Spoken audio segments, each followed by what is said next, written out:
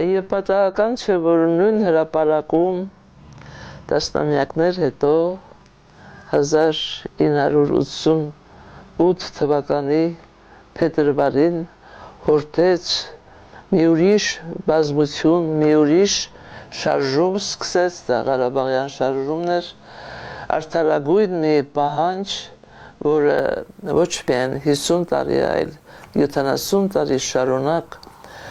տարեց տարի կուտակվել էր Ղարաբաղի ժողովրդի սրտում, մեր հայաստանյան մարդիկ ցավոք սրտի այդ նրանց պայքարին քիչ են հաղորդվել, որովհետև եղել է վախ, մենք իրավունք չունեինք Ղարաբաղի անունը տալու,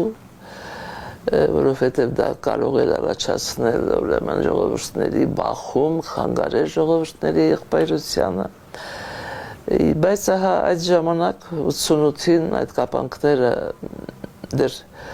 թեև կային, բայց թուլացել էին եւ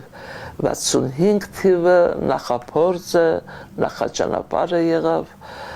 որ 88 թվին մի օրվա մեջ այդպես բռնկեց շարժումը եւ ստացավ այդպիսի լայնահորդ, լայնահուն տարածություն։